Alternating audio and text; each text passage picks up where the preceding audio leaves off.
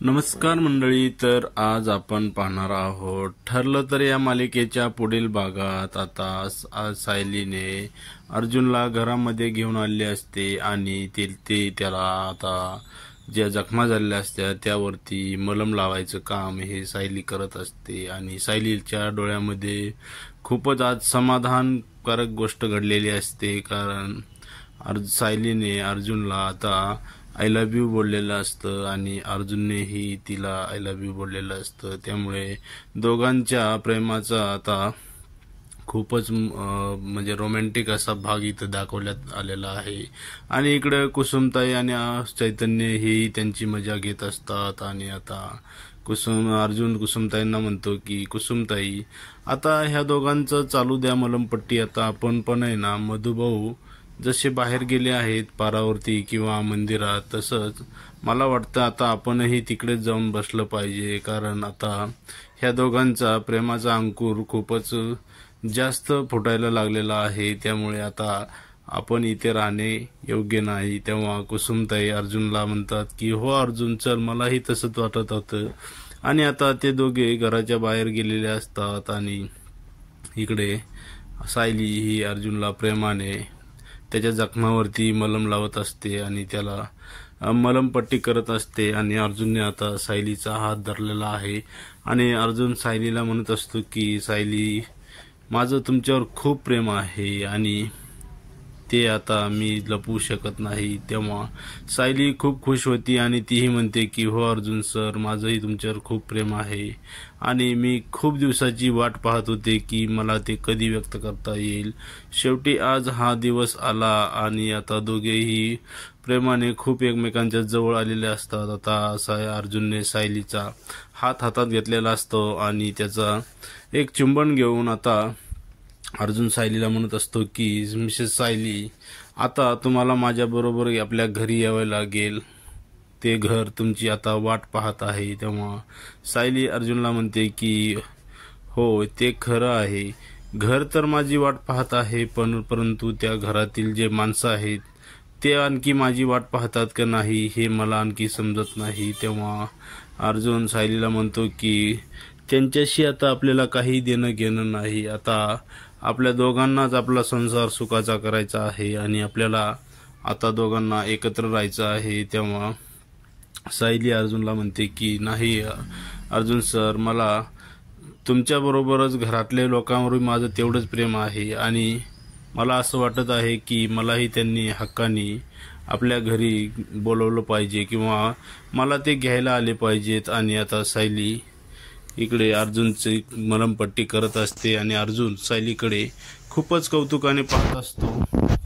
तरी इकडे घरामध्ये अर्जुनच्या आणि प्रियाची म्हणजे तन्वीच्या यांच्या लग्नाची बोलणी आणखी सुरूच असते. आणि आता अस्मिता जी असते ती रविराजला म्हणते की रविराज काका, तू असं काय करत आहेस, प्लीज तन्वीचं आणि अर्जुनच्या लग्नाला तू होकार देऊन टाक, म्हणजे त्या दोघांचं लग्न आम्ही लावून देऊ शकू. तेव्हा रविराज हा खूप चिडलेला असतो आणि तो म्हणतो की नाही, माझा ह्या लग्नाला पूर्ण विरोध असणार आहे आणि तो मी शेवटपर्यंत ठेवणार आहे. कारण मला तन्वीला कुठे अडचणीत आणायचं नाही किंवा माझ्या तन्वीला मला कुठेही दुःखी पाहायचं नाही. तेव्हा तन्वी ही त्याच्याकडे विनंती करते की बाबा तुम्ही असं का बोलतायत, मी तर आता कबूल केलं आहे की मी करीन तर लग्न फक्त अर्जुनशीच करील, कारण माझं अर्जुनवरती खूप प्रेम आहे. तेव्हा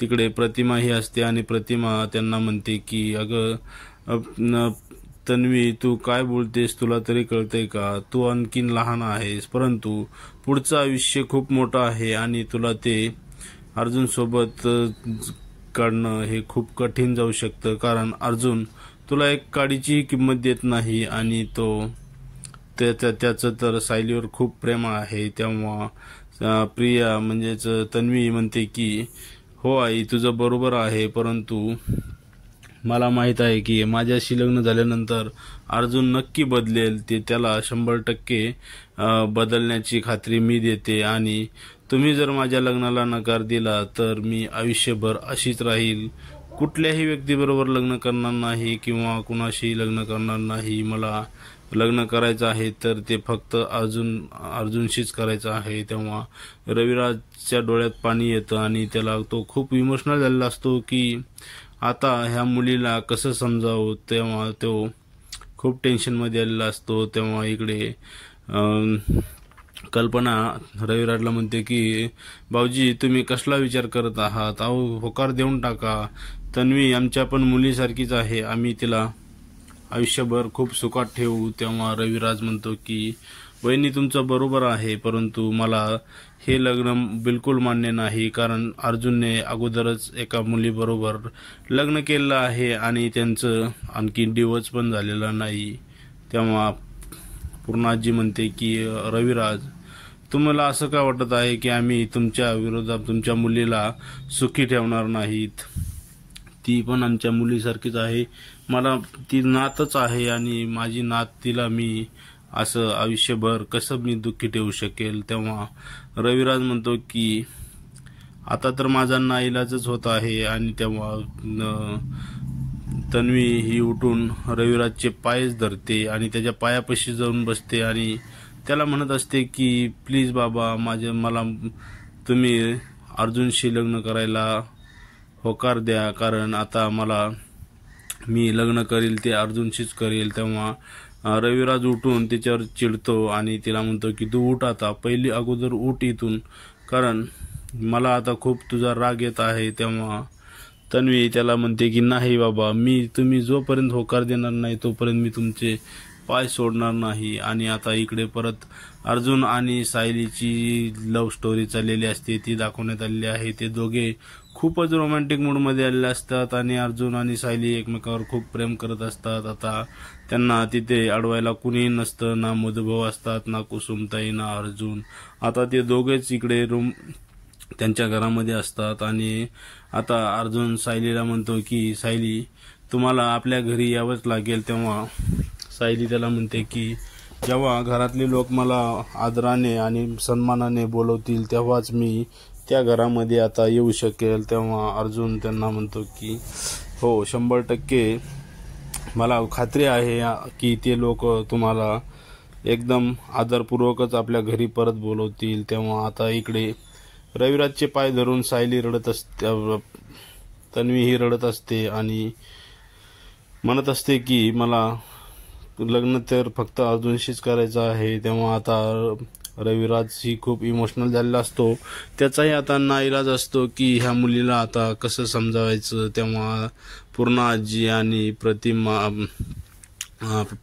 आणि कल्पना ह्या रविराजला म्हणतात की रविराज तुम्ही त्यांच्या लग्नाला होकार देऊन टाका. तेव्हा रविराज आता खूपच इमोशनल झालेला असतो आणि तो आता तन्वीला हाताला धरून उठवतो आणि तिला त्याच्या गळ्यात पडून तन्वी रडत असते आणि तो आता म्हणतो की पूर्णाजी आणि कल्पना वहिनी मी तुम्हाला सांगतो की हे माझ्या मुलीच्या डोळ्यातील जे अश्रू आहेत ते शेवटचे अश्रू असणार आहेत, कारण इथून पुढे जर माझ्या मुलीच्या डोळ्यातून एकही अश्रू आला तर त्याला पूर्णतः जबाबदार तुमचं घर आणि तुम्ही असाल. तेव्हा पूर्णाजी आणि कल्पना रविराजला म्हणतात की तुम्ही याचा कसलाही विचार करू नका, कारण आम्ही तिला कधीही दुःख देणार नाही. तेव्हा इकडे आता जे कल्पना असते ती रविराजला म्हणत असते की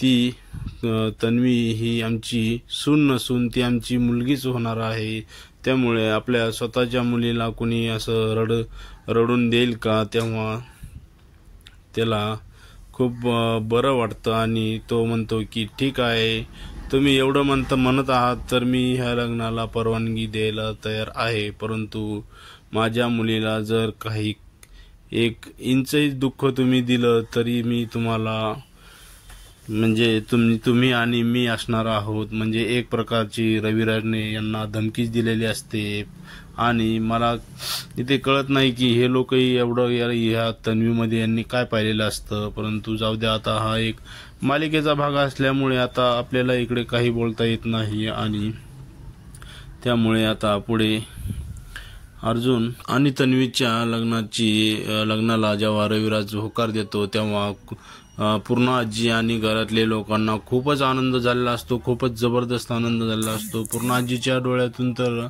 अश्रू व्हायला लागलेले असतात. तर इकडे तन्वी आणि तन्वी, प्रतिमा आणि हे प्रताप आणि हे सगळे लोक खूप आनंदाने आता एकमेकांच्या गळ्यात पडून आता खूपच खुश झालेले असतात. आणि अस्मिता जी असते ती तर म्हणते की मला आता एवढा आनंद झाला आहे की आता माझ्या आनंदापुढे आता जग ठेंगणे झाले वाटत आहे. आणि फक्त इकडे एकाच व्यक्तीला दुःख झालेलं असतं, ते म्हणजे जी त्या घरामधील जी मेड असते कमल, तिलाच फक्त ह्या गोष्टीचं दुःख झालेलं असतं आणि ते व्यक्त करत नाही, परंतु तिच्या मनात खूपच दुःख झालेलं असतं. तर अस्मिता कमलला म्हणते की कमल, तू बघत काय बसलीस, काहीतरी गोड घेऊन ये, इथे एवढे आनंदाची बातमी आलेली आहे, किंवा काहीतरी गोड खायला बनव. तेव्हा कमल तिला म्हणते की हो आत्ताच बनवते, शिरा घेऊन बनवते.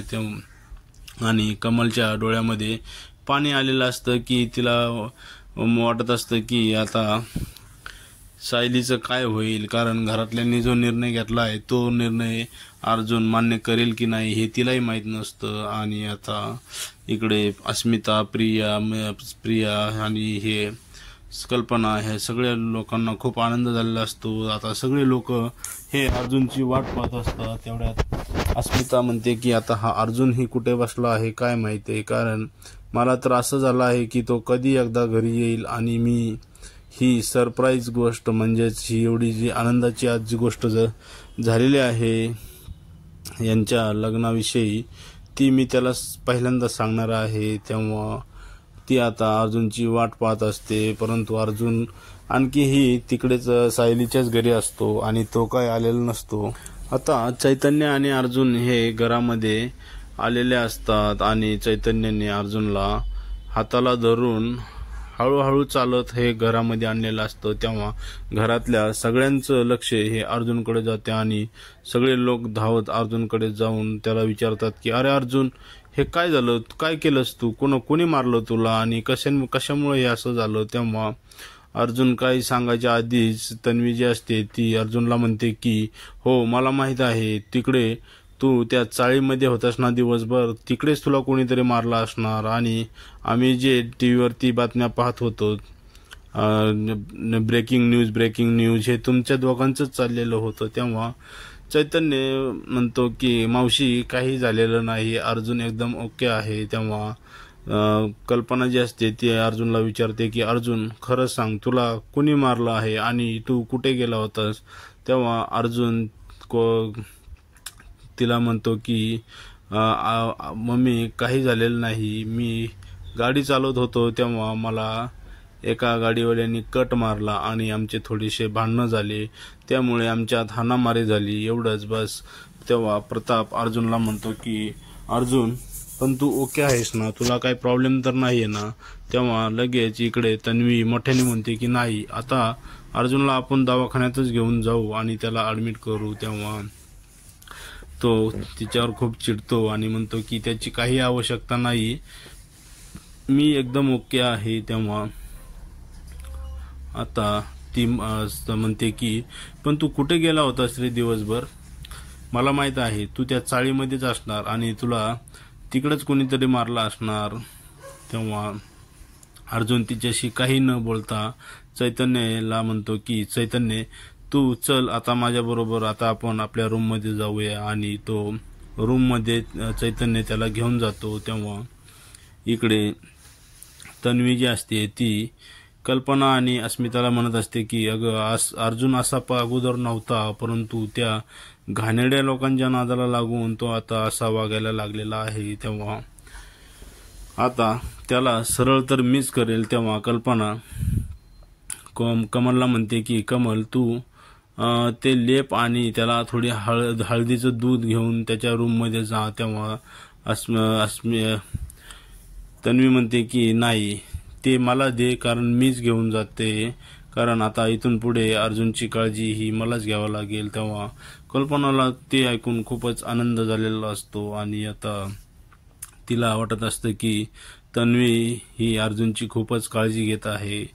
तर आता पुढील भागामध्ये आता आपल्याला पाहायचं आहे की तन्वी आणि अर्जुनमध्ये काय होणार आहे आणि अर्जुनला जेव्हा घरचे लोक त्याच्या लग्नाविषयी सांगतील तेव्हा तो कसा रिएक्ट होणार आहे ते सर्वात आधी आपल्या चॅनलवरती पाहण्यासाठी तुम्ही आपल्या चॅनलला सबस्क्राईब करायला विसरू नका। धन्यवाद।